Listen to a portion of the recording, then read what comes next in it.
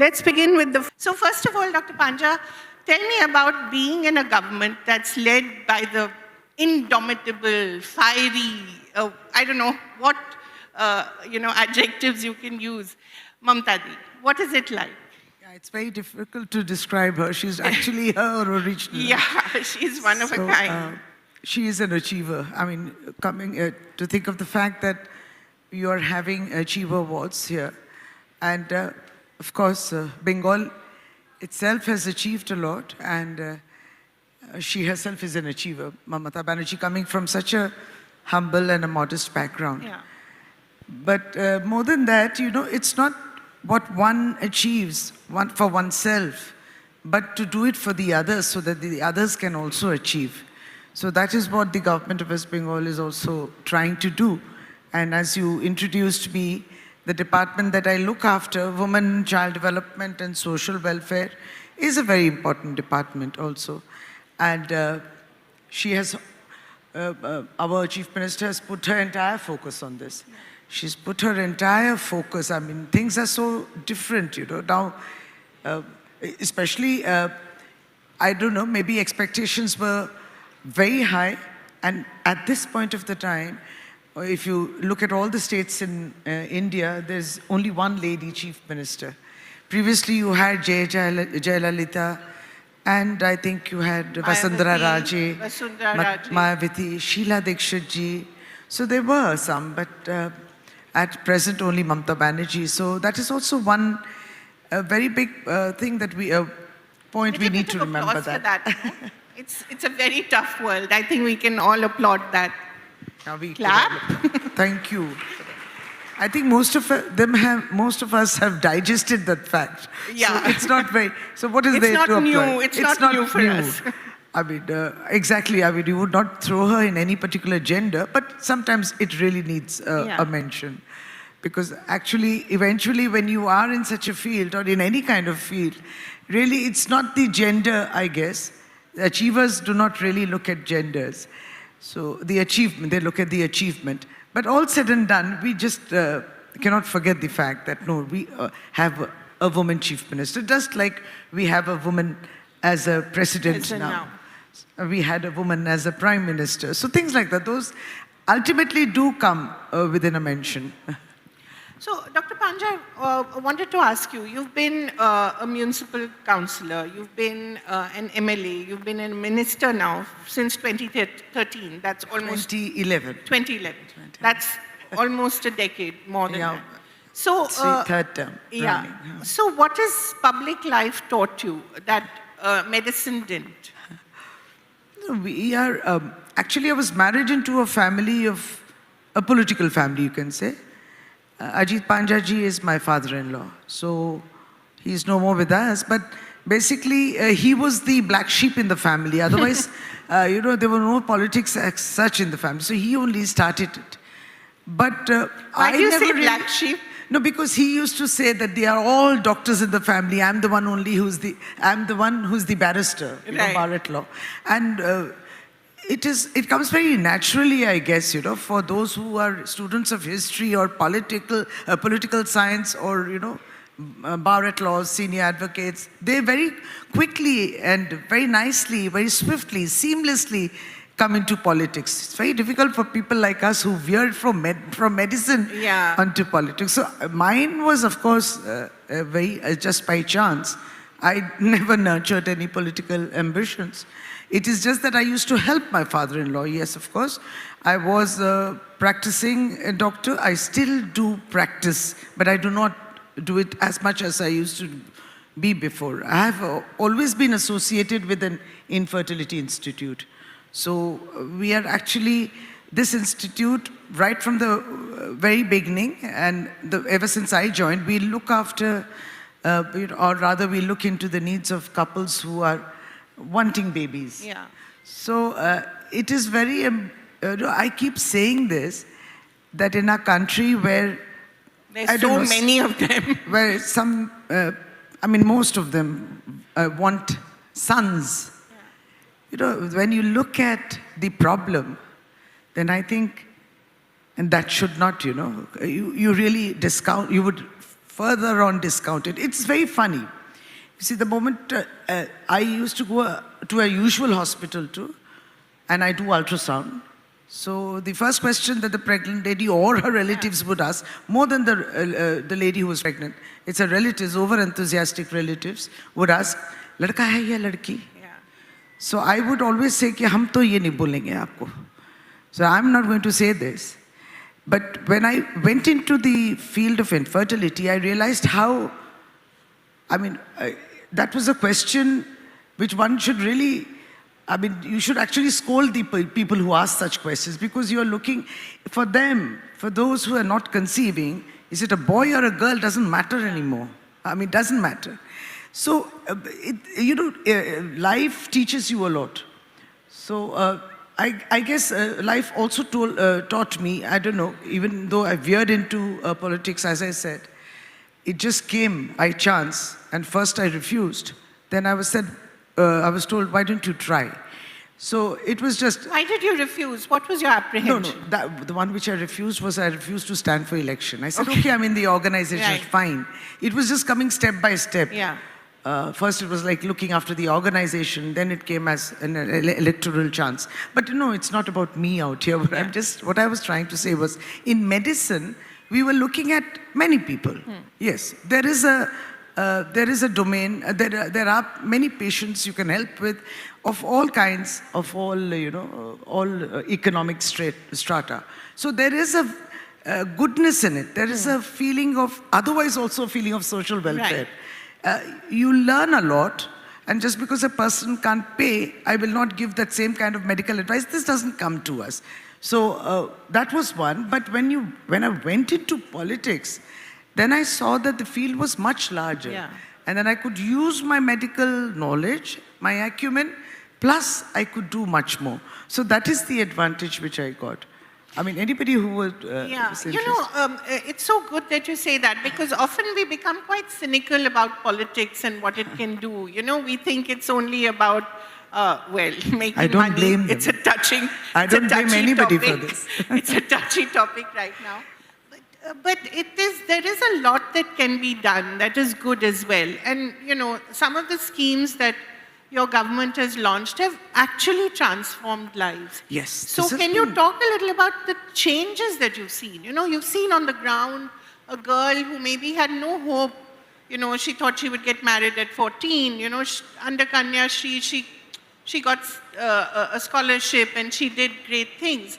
There must be cases like that which must be so heartwarming, absolutely. right?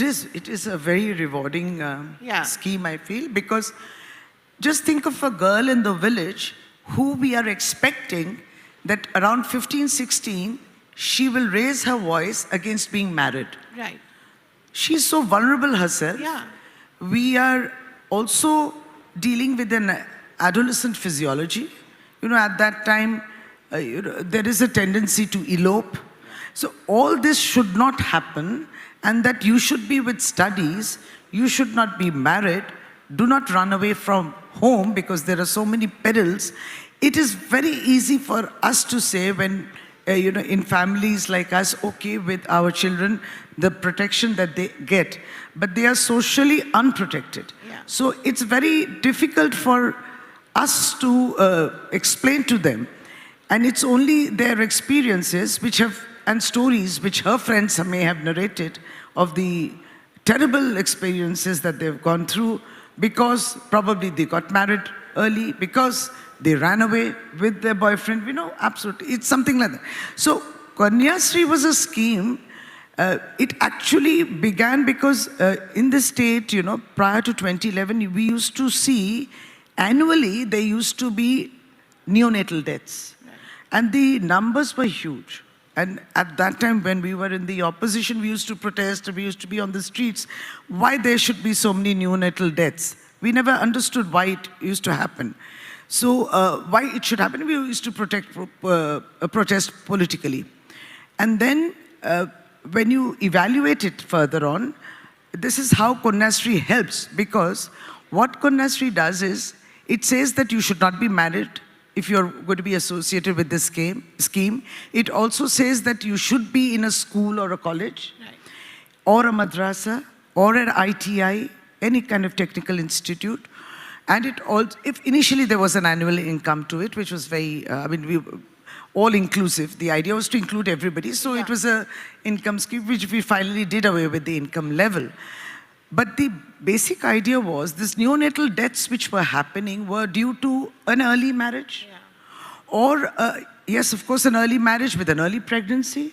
So she was delivering smaller babies and they were dying. So you kind of reverse it, and that is how these criteria came into being. So the idea was to strike down early child marriages before the so-called age which is within the constitution provisions. So this is how Kanyasri started. Now, there was a social message, definitely. But then with that came, of course, a scholarship. There was I would say, we call Britti in Bengali. Yes, very nice. It should not sound like a freebie, which everybody says. It's not a freebie, but it is a scholarship. And the honor to be associated with the scheme. That is what went down very well with the girls. So they would be proud to say, I'm a Kanyasri. I'm a Kanyasri. Now the situation is this. We are quite few years down the scheme. Now she's an empowered girl. Now she herself is a role model, and she tells girls in the villages, you're not supposed to get married. So she herself is an ambassador of the scheme. Now that is the achievement. Absolutely. She is the icon herself. There are girls who don't come to school. These girls go to they form clubs, and they go to the house and they explain to the parents, "Aap kyun shaadi de rahe hain iska? Ekhon eto taratari biye hocche keno?" So they protest. Sometimes it's a cat and mouse game because there is a marriage going to happen. We get the news, we send the police, or one of our teachers, the school teachers go, okay, then they get alert. For now, the marriage is stopped, and then they do it elsewhere. So what we started to do also is there is now a district plan to end child marriage, but we have started to sensitize. Now here you can only sensitize, you cannot impose. So we started talking to the pandits, the purohits, even to the priests, and even to the Muslim priests who would be conducting the marriages. The marriage to aapke samne hi hone wala hai. So if you ascertain the age and kind of discourage, so this is how we are working to it. So it is now empowerment that we talk about, a girl empowerment, and obviously when an award like the United Nations Award comes, it actually acknowledges the scheme as reaching out to the poorest of the poor and the most unattended, socially unattended strata of society. So that's a huge award. And that's not the only scheme. There are various other schemes that sort of look at virtually every stage of the woman's there are many schemes. Basically the message is about women empowerment, girl empowerment and women empowerment. So even we have understood in Bengal that the girls know their right age of marriage, the boys don't know. Yeah, I was about to come to the boys. We need a department for men the and boys development. No, actually, yes, both need to be sensitized because like tomorrow is the World Day that you observe against trafficking. And it's a very important day. Right. Yes. In fact, we will also be having a seminar, and it's going to be a very interesting talk and deliberations that we will be doing with our district functionaries. We've also invited many students and many college professors. Cyber crime. You see, this mobile is also, we are telling them online education. We are telling them that online education होना चाहिए था. COVID में everybody was online, as many could have the Android with them. But then it is also showing many other things. So it was just not studies. It is just a huge virtual world and social media. So avenues are there. We are telling them you must be adept with using this. But at the same time, we are exposing them to lots more. So that is what the world is like. So it has the goods and the bads, everything. But the ability to discriminate, and now how children are, they decide for themselves. So we need to, during this process, plan and also tell them the dangers. And that is what we are attempting tomorrow, because trafficking we've done in the past, whenever we've discussed, our state has been very aggressive about it, because we share a very porous border too. Absolutely. With internationally and nationally. So, of course, nationally we have neighboring states, but international border is also there. So, we have been addressing how to prevent trafficking. It's not that the entire episode is over, you're already trafficked. There has been a physical and a terrible mental trauma on the girl, and then you're trying to rehabilitate. The damage is done. The scar will remain. Of course, we try to bring her back, but then how do you prevent it? So there, as we have been working on it, now we feel that this issue, these cyber issues have to be addressed. Now, we as a department can't do it, so we'll have the police on board, we'll have also others, we'll have some IT experts too, as to how we can handle this. And so this is one domain, Facebook, friendship, and you know, sometimes there is nobody out there. It's basically a trafficker maybe, who promises you, gives you a lure of a job, and you lure don't know of the employment, reality. lure of a marriage. You don't know what's going to happen next. We have so many of these experiences. We know, it's almost like equivalent to illegal migration. You see, suppose my child has a very good career prospect. You cannot stop them from maybe going outside the state or maybe going out of the country. But what we try to assure is that wherever you are traceable and trackable, and you are all right. So there are families who try to migrate. You cannot stop migration, because if it's for better economic prospects. But during the process of migration, some get lost or disintegrated, I mean the family.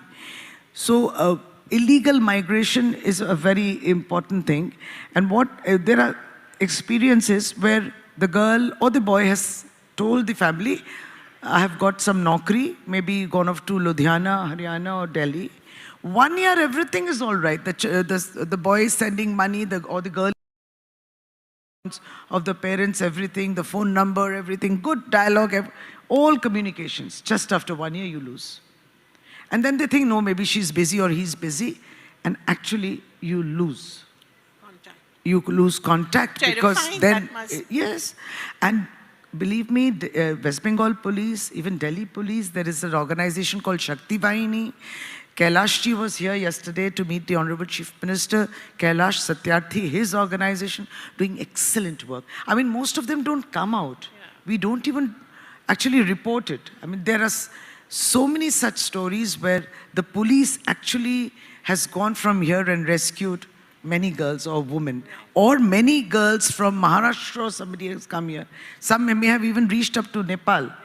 So we have a dialogue with them. Pakistan, Jammu, Kashmir. It's all over the country. There was, once, I don't know whether you had reported in your newspaper, this must be in my first term. So prior to 2016, one day the city, there was a huge jam. You know why it was? Because we had noticed in Shialda station that a huge group of children, how old would they have been, 8 years, 10 years, were making movement. So we got the news from Shialda, because there is a child line out there. We said, stop that movement. What is this movement of children? Right. So there was this elderly person, I mean, elder to them, of course, who said that he was a teacher. And he's saying that, nahi, hum Malda se idhar ke niye jachi. We are going down south to Trichur or Cochin or somewhere for English education. But it was obviously a suspicious movement. It was a suspicious movement. So what he has assured the parents is कि English education के लिए उनको ले जाएंगे, hostel में रखेंगे, बच्चा बड़ा होगा, काबिल बच्चा होगा, and all that. And we stopped that movement, and they stopped the city. But we didn't, deter from it. They created a huge confusion, bada jam-wam karke, this state is working against the, upliftment of the children, that we just wouldn't budge from our position. Because we were very sure that this is something more than just giving education. But there's so much hunger for education. There's so much hunger that aspiration that the next generation will do better than us.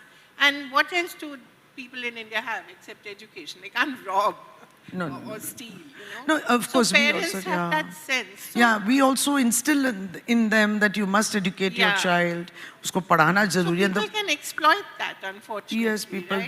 do. So that is where the awareness comes in. Yeah. We just have to keep making them aware. And there are schools and colleges out here. So Yeah. school enrollment is very good Exactly. here. It is that upper primary, or I would say class 6, 7 is a stage again where you have to watch.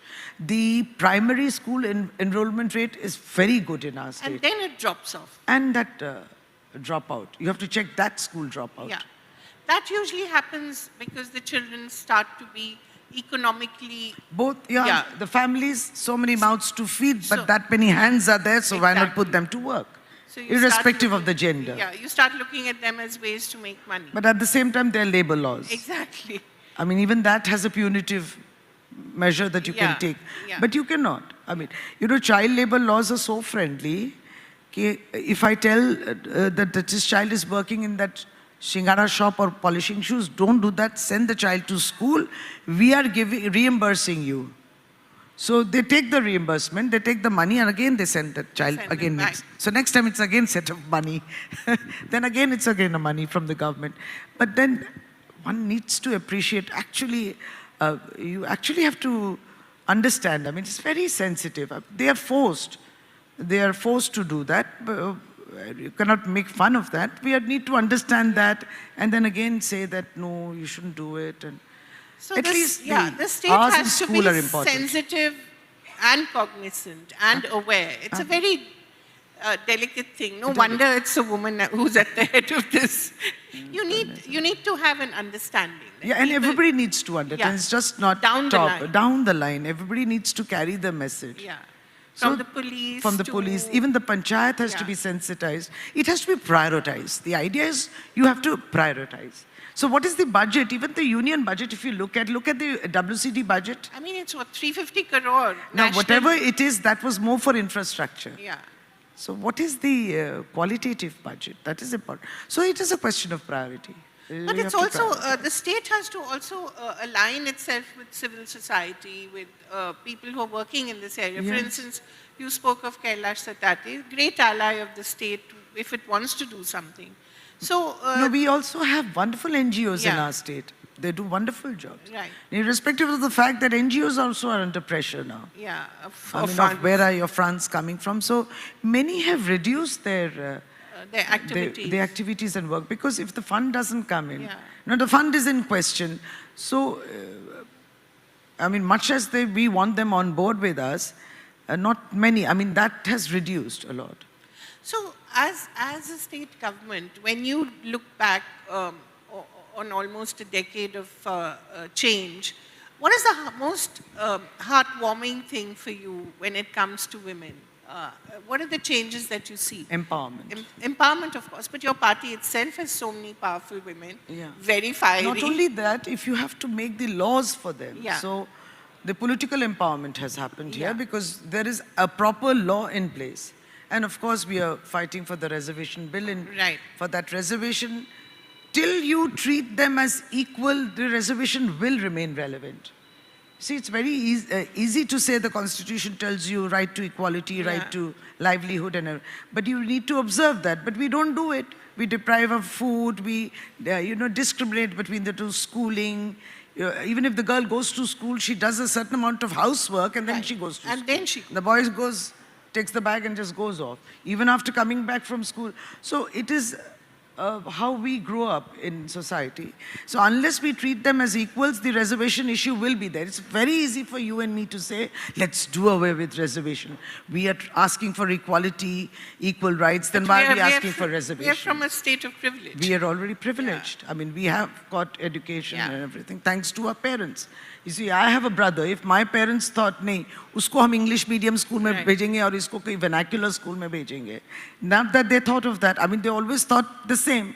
Either both go to a vernacular school, a local vernacular school, or both go to English medium school. So that is, of course, affordability, but then even the outlook is very important. But those who actually do not get the equal chance. So the reservation bill will remain relevant. Dr. Panja, we often talk about success, women's success, but I think failure also teaches you more, perhaps more. So have you had a situation where you have failed professionally or personally, and what has that taught you? Yeah, there will be. I think it is there. I have learned to accept it. I don't know. And not break down. I broke down once when I was in class 11. Not Why? because What did happen? I lost my father very early. Oh, okay. So I broke down that time in class 10. I gave my finals, school finals, and I did very well, but actually the impact of losing your father came when I was in class 11. A year later. And I really bothered my mother about it. I did give her a difficult time, and that's when my teachers in school said, you cannot do this to your mother. So I think that you need that, I think you sometimes do need a kind of some kind of a failure or something which then teaches you, no, this is not allowed, this is not done. You have to cope up. And that is why when we look at the youth of today, we find that they're a bit impatient and we must get this and we must get that. They're in a hurry to get things done. It's a terrible hurry, but it took us years to be where we are. Yeah. Is there a message for the Devis today? We have 15 quite remarkable women who are going to be awarded today. Is there a message for them that you have? First of all, congratulations, and I think it's an honor to get it from Dr. Subramaniam Swami. Yes, who's right here. Yes, Welcome, I was so Dr. surprised. Swami. Dr. Swami doesn't know me. Doesn't know much of Bengal, but I keep following your Dr. tweets. Panja. Most candid Yes, I'm a Yes. minister here in the government. Yeah, he's very candid and very frank. Yes. So, and achievers, there's nothing, you have achieved so much, and there's so much you can contribute.